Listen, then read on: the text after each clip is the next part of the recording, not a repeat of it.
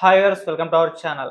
షర్మిల గారు జగన్మోహన్ రెడ్డి గారిని ఆదాని కేసులో అరెస్ట్ చేయాలని చెప్పేసి వాళ్ళ గవర్నర్ గారిని డిమాండ్ చేస్తూ కలవడం జరిగింది. అదే విధంగా మరి జగన్మోహన్ రెడ్డి గారు కూడా ఒక ప్రెస్ మీట్ పెట్టారు. ఈ ఆదాని కేసులకు సంబంధించి ఇష్యూలు అసలు ఏం జరిగింది? నా తప్పెంతుంది? అసలు ఉందా లేదా అన్నట్టుగా ఆయన కూడా ఒక ప్రెస్ మీట్ పెట్టి మాట్లాడడం జరిగింది. మరి ఇప్పుడు షర్మిల గారు గవర్నర్ గారిని కలిసారు కదా! మరి అరెస్ట్ చేసే అవకాశం ఏమన్నా ఉంటుందా లేదా? ఇప్పుడు ఇదే అంశం మీద డిస్కస్ చేయడానికి ప్రెజెంట్ మనతో పాటు జయదేవ్ గారు సీనియర్ జర్నలిస్ట్ ఉన్నారు. వారితో ఒకసారి మాట్లాడదాం. సార్ నమస్కారం సార్. నమస్తే అండి.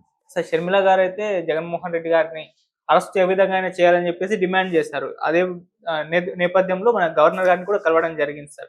మరి ఏం జరిగే అవకాశం ఉంది? జగన్మోహన్ రెడ్డి గారి పైన కేసు ఏమన్నా పెట్టి అరెస్ట్ చేసే అవకాశం ఏమన్నా ఉందా?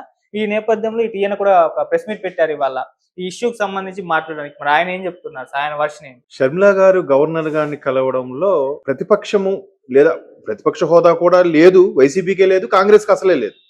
అది ఓటింగ్ పర్సంటేజ్ పెరిగింది కాబట్టి ఆవిడ జనాల్లో ఉంటున్నారు, మాట్లాడుతున్నారు.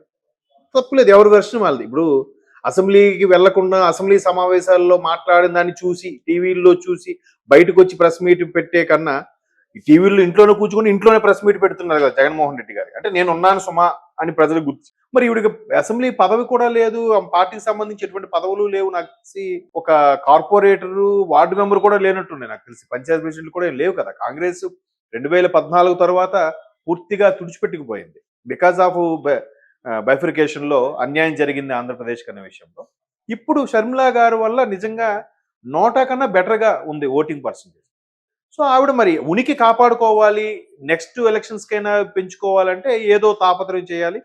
సో ఆవిడ ఒకప్పుడు జగనన్న ఎక్కువ పెట్టిన బాణమే తిరిగి జగనన్నకి గుచ్చుకునే పరిస్థితిలో ఉంది. సో ఆవిడ గవర్నర్ గారిని ఎందుకు కలిసింది?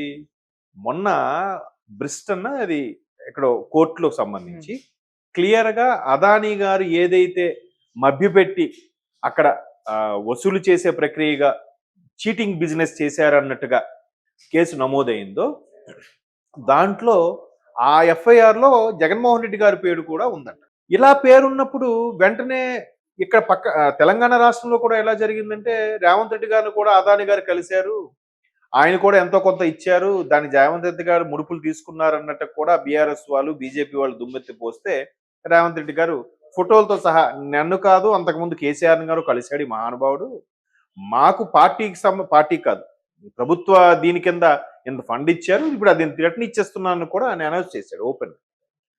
అంటే ఎప్పుడైనా సరే నిజాలు పక్కన పెడితే ఒక అబద్ధం ఆడినా అతికినట్టు ఉండాలి. ఇప్పుడు ఆయన ఏమన్నాడు? 100 కోట్లు మేము తీసుకున్నాము, అది మేము రిటర్న్ చేస్తున్నాం అన్నట్టు కూడా చెప్పాడు ఆయన. మేము ఇన్ ద సెన్స్ ప్రభుత్వం కోసం, ప్రభుత్వ నిధికో ప్రభుత్వ ఖజానాకో లేదు ముఖ్యమంత్రి సహాయ నిధికో. మరి ఇక్కడ కూడా మేము అలా చేశాము, నిజమే మమ్మల్ని కలిశారు, ఒప్పందం ఇలా జరిగింది అనుకున్నాము అని చెప్పి క్లారిటీ ఇవ్వాలి. కానీ అసలు నాకు ఆయనకి సంబంధమే లేదు, నేను అసలు ఏమీ తీసుకోలేదని చెప్పి ఆయన ప్రెస్ మీట్ పెట్టారు. ఎందుకు పెట్టారు? షర్మిల గారు గవర్నర్ని కలిశారు కాబట్టి. షర్మిల గారు గవర్నర్ని ఎందుకు కలిశారు? ఇక్కడ చూస్తే 12 ఏళ్ళుగా 12 ఏంటి ఆల్మోస్ట్ 13 ఏళ్ళుగా బెయిల్ మీద ఒక వ్యక్తి ఇన్నేళ్ళుగా ఉండొచ్చా? ఇన్ని కేసులు ఆల్రెడీ ఈడీ 38,000 కోట్లు జప్తు చేసింది, సిబిఐ కొంత జప్తు చేసింది, ఇంకా కేసులు పెండింగ్ ఉన్నాయి. నెలలో ఒక శుక్రవారం వచ్చి ఆయన సంతకం పెడుతున్నారని కూడా వార్తలు వస్తున్నాయి.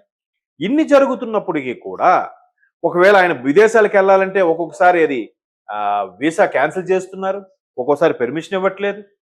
ఇన్ని జరుగుతున్నా ఒక వ్యక్తిని ఇంకా ఎందుకు ఉపేక్షిస్తున్నారు అనేది ఆమె క్వశ్చన్ మార్క్. సో ఈ విషయమై టీడీపీ కూటమి వీలు కదా, కూటమికి ఎంత ఇబ్బంది పెట్టారు, కూటమిలో ఎస్పెషల్లీ బీజేపీకి ఇబ్బంది పెట్టకపోయినా టీడీపీకి జనసేనకి ఎంత ఇబ్బంది పెట్టారు, వాళ్ళు కదా సీరియస్గా తీసుకోవాలి. బట్ వాళ్ళు అలా తీసుకోవట్లేదు. వీళ్ళందరూ కక్ష సాధింపు, మా మీద ఎన్ని కేసులు ఉన్నాయో మాకు తెలుసు అని మాట్లాడుతున్నారు కదా. నిజంగా అలా అనుకుంటే ఇప్పటికీ అరెస్ట్ చేసేయాలి కదా. కూటమి ఆ దిశగా అడుగులు వేయట్లేదు. వాళ్ళు ఎంతసేపు నిధులేంటి, ఈ ప్రాజెక్ట్ ఏవైతే పథకాలు అనౌన్స్ చేశాడు ఈ మహానుభావుడు గత ప్రభుత్వంలో, ఇప్పుడు అవి తీయలేము, ఉంచలేము. పథకాలు కాదు కదా ముఖ్యం, మనిషిలా బతకడం, తన కాళ్ళ మీద తను నిలబడేలా చేయడం కదా ముఖ్యం. అవి నేర్పించకుండా నువ్వు సోమరిపోతుగా ఉండు, నేను రాజుని, నీకు ఎప్పుడు ఇలా వేసేస్తూ ఉంటాను, నువ్వు దాని తిరుగు బతుకు, నువ్వు ఎప్పుడు నన్ను ఎదురు తిరగకూడదు, నా పేరు చెప్పుకొని నువ్వు బతకాలి. ఇది కదా కాన్సెప్ట్. ఎన్నికల ముందు ఇస్తే ఓటుకు నోటు అంటారని చెప్పి ముందు నుంచి ఇచ్చుకొని వచ్చారనమాట. అన్ని ఇచ్చాడ్రా, అన్ని చూశాడ్రా, అవెందుకు? ఒక Aarogyasri super, fee reimbursement super, ఇవన్నీ ఎందుకండి? ఆటో డ్రైవర్కి లేదంటే చర్చ్ ఫాదర్లకి వీళ్ళకి కూడా ఇచ్చారట కదా. అంటే నాకు నేను చూడలేదు. ఇప్పుడు నడిచిందేది నడిచిందిగా.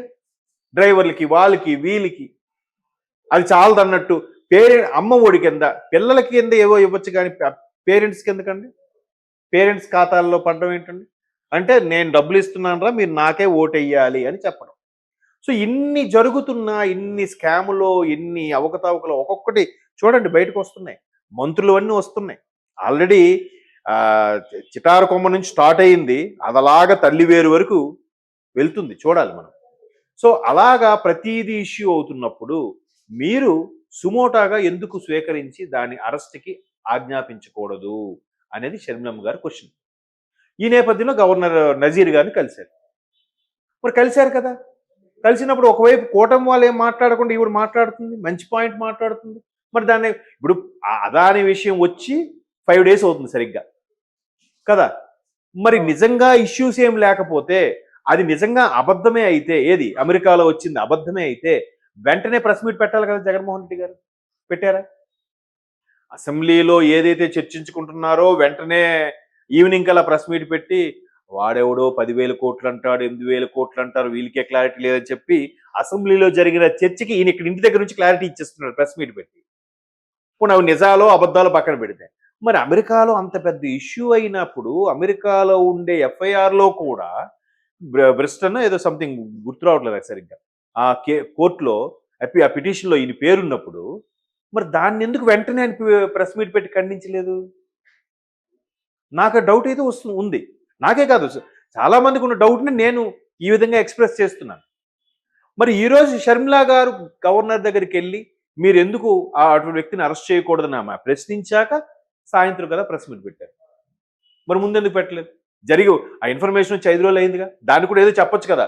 ఇది కూడా ఖచ్చితంగా చంద్రబాబు నాయుడు కుట్రే, చంద్రబాబు నాయుడు అమెరికా ప్రభుత్వాన్ని కూడా శాసిస్తున్నాడు, వీళ్ళు ఏం చెప్తే ఆయన అదే వింటున్నాడని కూడా చెప్పవచ్చు కదా ఏదో ఒకటి. అంటే జనాలు గొర్రెలు ఫాలో అయిన ఉన్నారు ఇంకా చాలా మంది.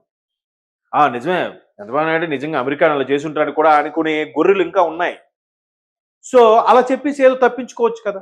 అలా తప్పించుకోకుండా ఇవాళ ప్రెస్ మీట్ పెట్టే ఉద్దేశం ఏంటంటే ఇది ఏదో నిజంగా బలంగా ఉంది, ఏదో మతలబు అయితే జరిగింది.